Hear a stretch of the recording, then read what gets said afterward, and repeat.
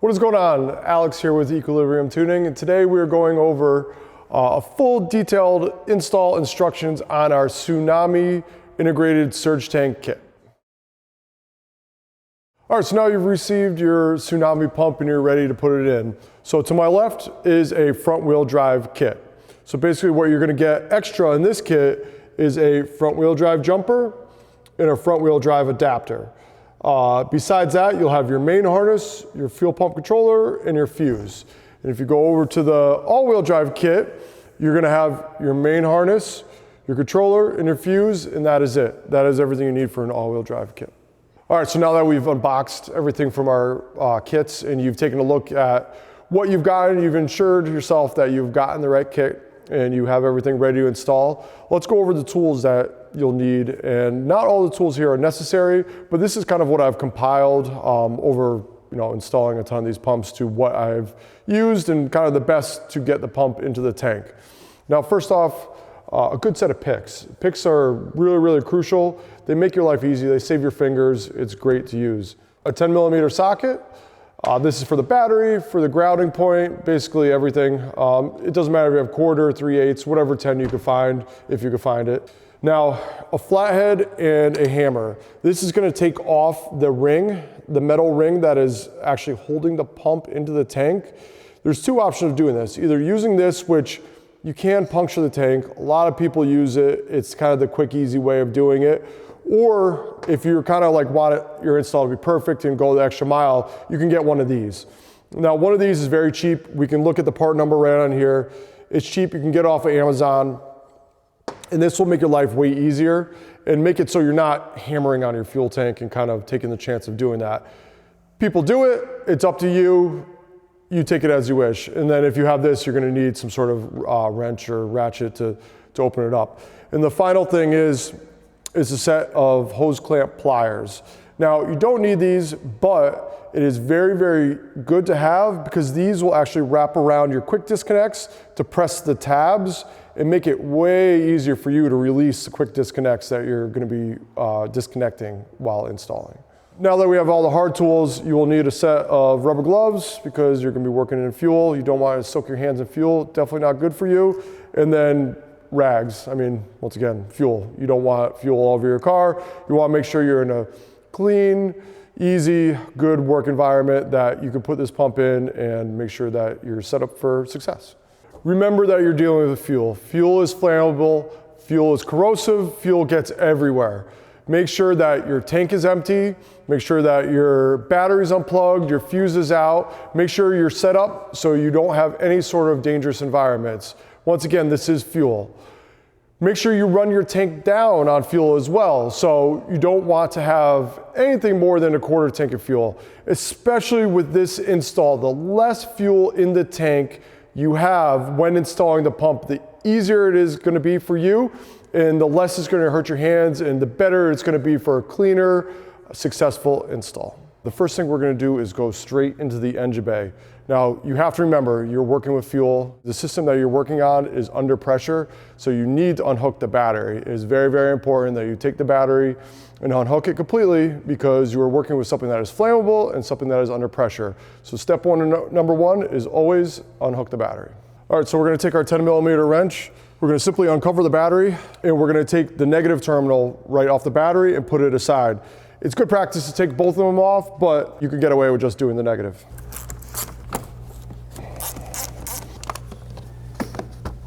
So now that the battery's unhooked, I usually go straight for the fuse. And the fuse for this system is located up in the engine bay. So we're gonna undo the fuse box. The cover you can take off by just pressing each tab right here and it pulls straight up on the cover itself. Once that's off, you can see easily all your fuses in your bay. For what you're gonna be looking at doing, the fuse location is gonna be right here on the top left. And this is the fuse that you're gonna take out. It is a 15 amp fuse that you're replacing with a 20 amp fuse. So now that the battery is disconnected and we are kind of ready to start the install, we need to go to our back seat. The back seat, or underneath the back seat, is where the fuel pump is located. So step number one to this whole process is we're actually going to remove the back seat from the car. So to remove the back seat, we are first gonna have to get to these pieces themselves and pull these out. These are a little bit tricky, and there is a trick to get them out that I will show you. Now, we need to take these out. Not all cars have these, but you do need to take them out if you do have them. So you put your finger right in the little slot right here, and you give it a firm tug up, and it'll come right out. So next we're gonna go to kind of the piece that retains the seat into the back. So for these, what you do is you wanna take your thumb, and there's a little sign right here that you're gonna wanna press down on.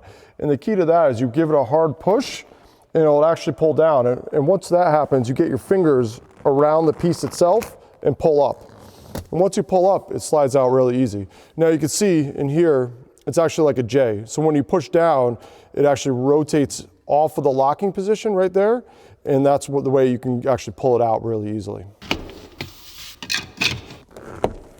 So a little tip for these is I actually put these in the door pocket, because there's a lot of times where you pull these out and you'll throw them on the floor and then they're never found again. So a good tip is to put them in the door pocket. So when you're done with the install, you just pull them right back out, you know where they are, and put them right back in.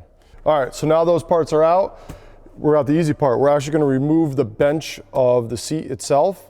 And for this, all we wanna do is give a firm pull up, and you'll hear it click out. And you wanna do it on both sides. So you wanna pull from this side, then you pull from this side, and then you're gonna give a push in and come up, and your seat will start coming right out.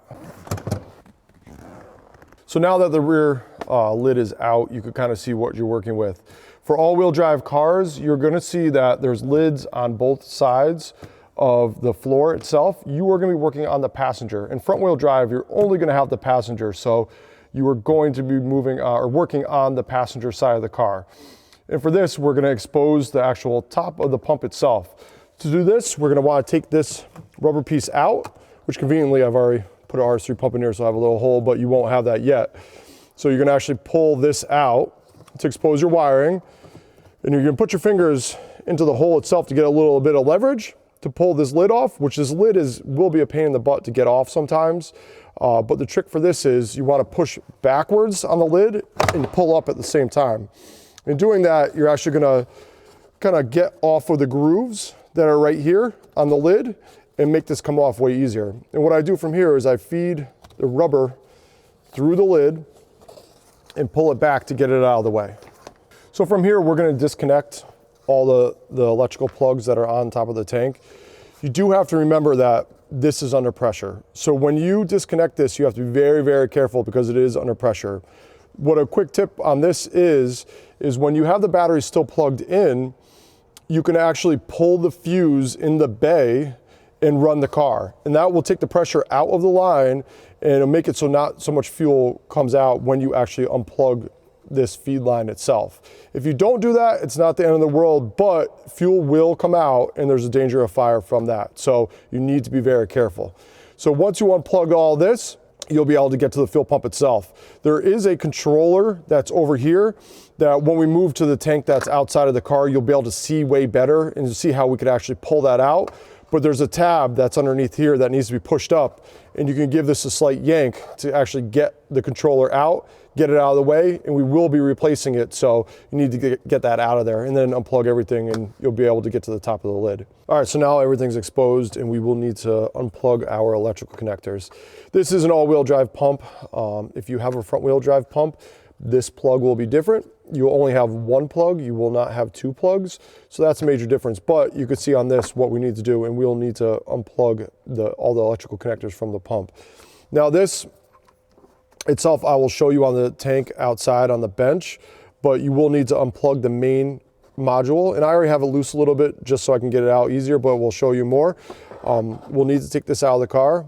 And this is the big connector. And this is where your pick kind of comes in handy. If you have a problem getting these out, this is really what you need to use. And the trick that I've always learned is if you press in first and then hit the tab, it is way easier to disconnect these. So if you press in, hit the little tab right here, you can kind of pull and it should come out really easy for you. And now if you take a look inside there, this is what is actually locking on the module itself or any of the connectors in here. So if pushing in and pulling out doesn't work, you want to take your pick and get in here and actually press up right on there, and that will disconnect it from this tab that's right on top of the pump. and that'll make it easier for you to kind of unlock it. When all these are sitting in the tank for years and they've kind of haven't been disturbed, they get stuck. They're very hard on there. So either using a pick or the push-in method will work for you and kind of getting it in there and pulling it off. It's not easy, so sometimes it does take a little bit of effort, but that's the way to do it. All right, so now that all our electrical connectors are unhooked, we're gonna get to the fuel line. Like we said before, once again, this is under pressure, so we recommend to pull the fuse and run the car a little bit. So this line will actually come out of pressure and won't have as much fuel in it, but it still will have a little bit of fuel in it. So you need to get your rags out, make sure that you kind of plug in or kind of push your rags into an area where you're gonna catch anything that comes out. And now the deal with this is you could still rotate this. So you don't wanna do it a ton, but you can rotate this a little bit and you'll see that there's an actual connector or a push pin right there that once again, you're gonna wanna push down, push this in, and then pull up.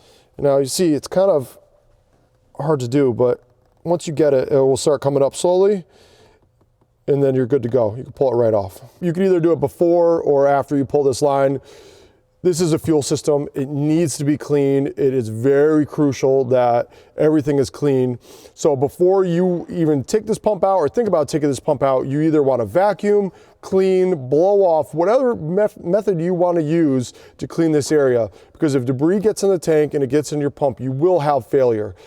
And it's not just a pump failure, it can cause motor failure. So what you want to do is make sure that your work area is completely clean, sterile, and you're good to go when you pull the pump. All right, so now everything's unplugged and now we've moved to the tank outside of the car to show you guys way easier, how we're doing everything here. And let's first take a look at this controller. And this is what we were talking about originally in the car. And now you can see that we're looking at the actual tank and it's exposed, that this tab right here is what's holding the controller in. So when you're actually in the access hole in the car and you're sticking your hand in here, you want to feel around for this. So once this is up, you can kind of give a little pull on the wires itself to get this controller out. These controllers are a bit of a pain. They do get stuck in there. So your best bet is when you're trying to pull it out, is to kind of wiggle a little bit and it'll start walking itself out. Once this is out, you will not use this anymore. So you can set this aside and keep it in your bin. So if you ever do go back to stock, you can put it back into the car and put it back to factory. So now that we have our controller out, everything's clean, we're ready to take the lid off, our fuel is out, we're kind of ready to get to the meat and potatoes of everything. We're gonna go after this ring. This retaining ring is what's holding the pump down and is putting pressure on the pump and into the seal to make sure that no gas comes out. The trick I use is you could actually see that Volkswagen puts an arrow on their pumps or on the tanks themselves. And this denotes where the position of the tab goes when you install the pump. And what I do, just to make it easier for myself, is I put a little mark on the ring, to the tab, to the tank. So now I know that this ring is gonna go back in the same exact position. It just kind of reminds me of where the tab needs to go, and everything when it gets installed back in goes the same exact way. You can put these rings back in different ways. I like to just try to keep things exactly the way it came out, so you know that the seal in the tank is perfect. So we'll start with that, make a little mark, so we know that it's gonna go back the same way. So we'll first show you the optional tool way of taking the ring off. And after you see this, you'll kind of understand why you want to use this over the hammer. But this makes life way easier. And basically what this tool does is it slides these three little tabs into cutouts that are actually on the ring itself. So you can actually slide this in. It sits down nice. You put a little extension because remember you have the access port in the car itself in it. You put this on, reverse it, and you pull it right off. All right, so now if you didn't get the tool and you want to be a Neanderthal and start hitting it, we're going to get the hammer and the flathead out. And what you're going to want to do here is get the flat end of the screwdriver into a little area outside of the lid of the pump, but on the retaining ring itself. And you're going to want to wedge it right in there and give it a little tap. And when you do that, you can see it's starting to slide around. It actually releases pressure on the pump itself. So once you do that, it's gonna come right off and your pump's gonna be exposed. Okay, so now's the time. If your gloves aren't on already, now's the time to put your gloves on because you're gonna be getting into the fuel tank. So as you can see, it happened in our example right here. This won't always pop up, but there is a spring in there forcing the lid up at all times. So what you're gonna wanna do is kind of give it a little bit of a wiggle, and you can see that the pump immediately becomes dislodged from the seal itself. And when that happens, you wanna take the seal and kind of move it around the pump like this and get rid of it. We do supply a new seal in the tank, so we don't want this anymore. So you can tell, they do get old, they do break. This is a failure point. So changing this is very good practice. So you get rid of that, and now it's time to actually take the pump out of the tank itself. Now that this is exposed and we're ready to pull the pump, we're gonna pull this pump out of the tank. Now what you're seeing right now is a all-wheel drive application. And when we pull it out, I will show you the differences between front-wheel drive and all-wheel drive. The all-wheel drive does have more connections. So if you do have a front-wheel drive tank, don't worry, it is different, and this is why. So now let's pull this out. You kind of want to rotate the pump itself to get the level sensor in a spot that it actually wants to come out. And you can tell right there, when I moved it, it kind of almost snapped and was okay with coming out. And you're gonna pull up, so now that the bottom of the pump itself is exposed, so you can kind of move it over. And by moving it over, now you can see that the level sensor has become free. So once the level sensor is free, you scoop everything out, and look, by scooping out, now you've exposed your two siphon lines. Now, it is a little bit tighter because we've had this pump in and out a bunch of times, but in the car, you do want to undo your auxiliary level sensor pretty quickly because this is going to catch you up on everything. So you undo that. You can put it back in the tank for now. Front wheel drive guys will not have that. So this is an all-wheel drive plug. And you pull it out to expose your two lines. Now the biggest thing here is, once again, this is all-wheel drive. Front wheel drive, you were only gonna have one of these lines. So this line that I'm hanging on to right here, you were gonna have. This line is an all-wheel drive thing. This is your return for your siphon. So that's why you have two here, and this is the difference between the two. So now that you have the pump out, you need to disconnect these two lines. Remember, this is gonna be full of gas. The basket is gonna be full of gas. So what I like to do is kind of get this to a spot where it's happy, and it'll sit, and I'll get rags underneath it and make sure that you're kind of containing the gas, and you're gonna get to these lines themselves. Now, the same trick that we used to unplug the electrical connectors, you're gonna use here, which is push in and pull out.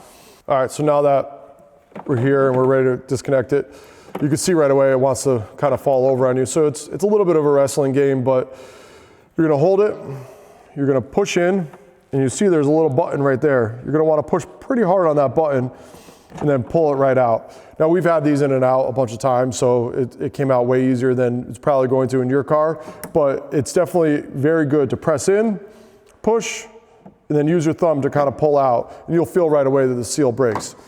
It's the same for this. This with the all-wheel drive, which is kind of cool, you can actually pull this off of the pump, and now look, your pump is gone. You can move the pump out of the way, and it makes your life way easier to, once again, push in and push on the tab and pull it right off.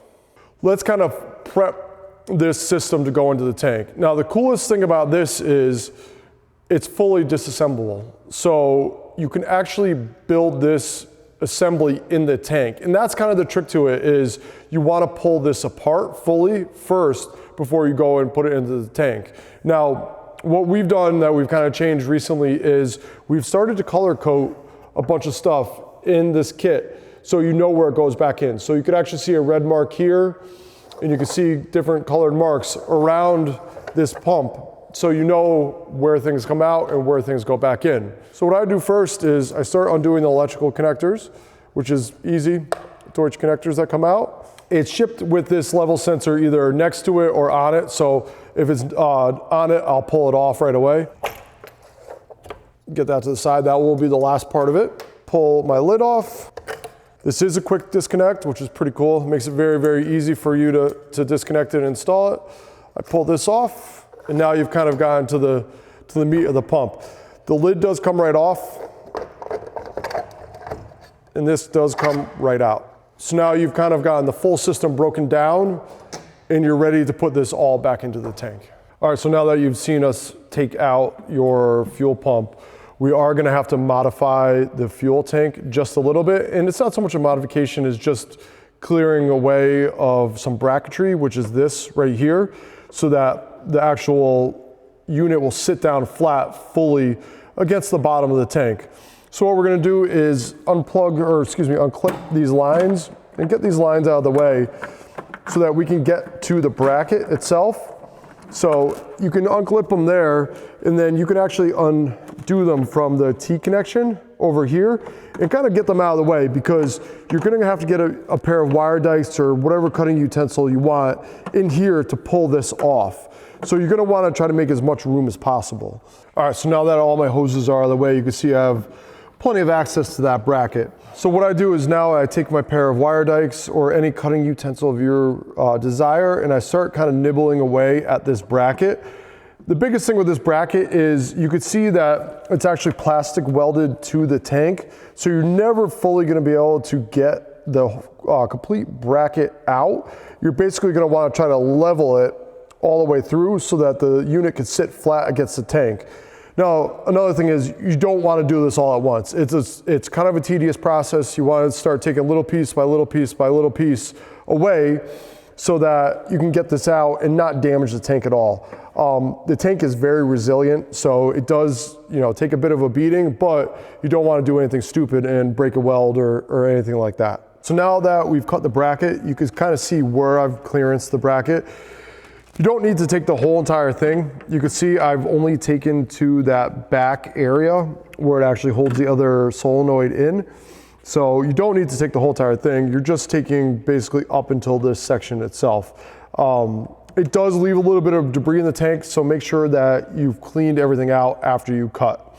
Now the next thing is you want to get these lines out of the way.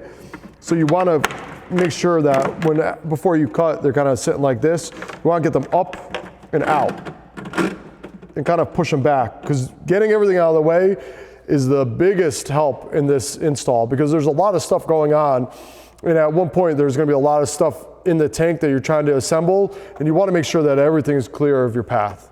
So the first thing we will do is take our bottom unit, which I call the boat, and we'll start sliding that in. And you can see it goes in pretty easily.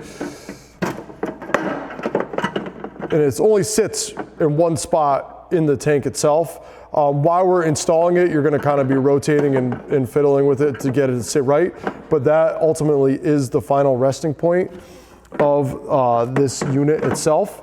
So it's gonna sit like that. So now that that's in, we are gonna go to the fuel pump itself. So little note on this, the fuel pump, you can see actually slides in this bracket. And we've had issues with people still getting starvation after they install this tank or this unit, which they absolutely should not. And what the issue is when they're installing it, this pump is sliding up.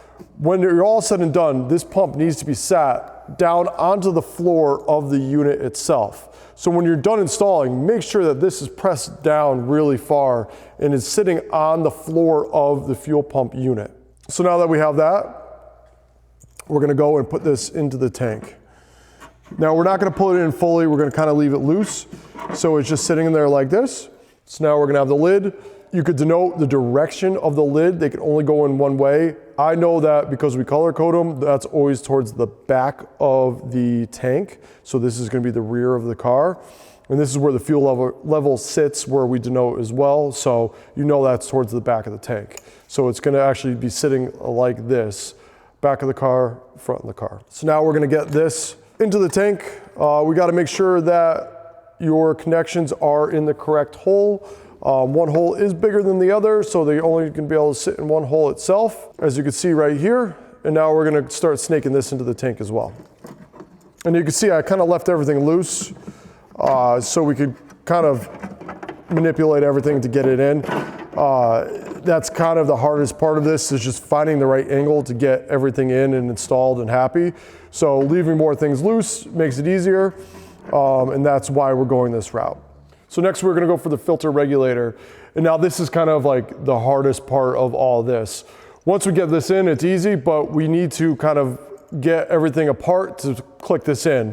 You can't build it all outside the tank as you saw, so we're gonna have to try to slide this in now. So I'm gonna kind of do this half in the tank, half out of the tank. That's the easiest solution I found. You guys might find a different way, but that's kind of the way I've done it, where I'm still able to reach all the parts that I've already put in and slide this into where I need it to go and kind of get it into the bracket. So now everything's free.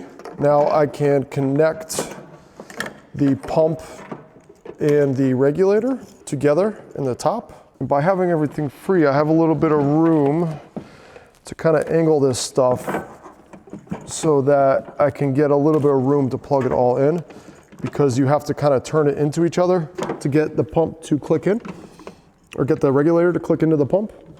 And once you do, you know, I mean, you hear the click, you're in there, and you can see the locking tabs working. So now that you have everything good, now it's time to actually sit it down into the unit in the bottom of the tank.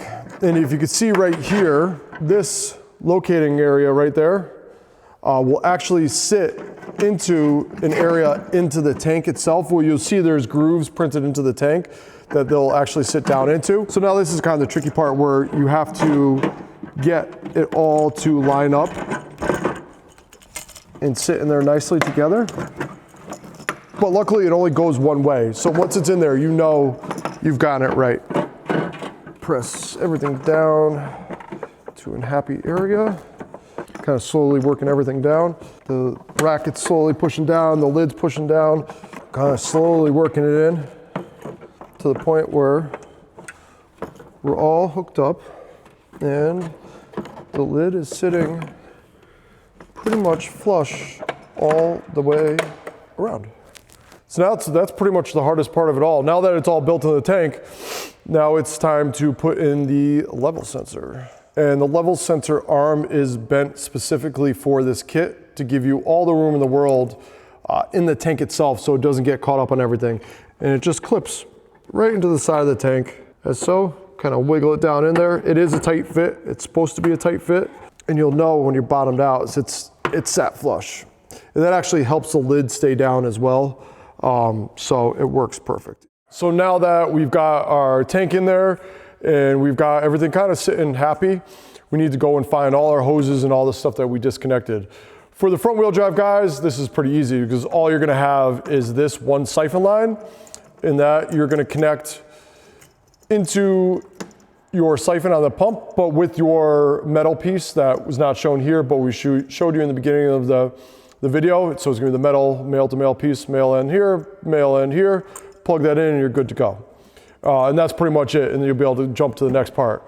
For the all-wheel drive guys, you have a ton of stuff to hook back up. So first off, I'm gonna start with the line that I originally unplugged from the solenoid in the tank itself. I'm gonna plug this stuff back into the tank, kind of get my lines situated where they need to go. All right, so now that we have that line plugged back in, we are gonna go to our return line, and we're gonna find that in the tank.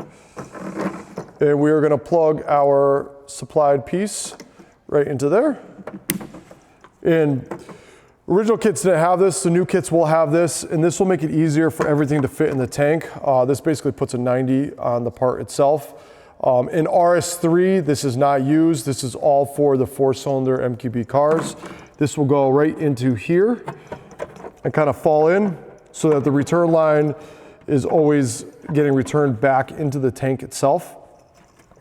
And it's gonna stay away from the fuel level sensor and kind of just always return back in.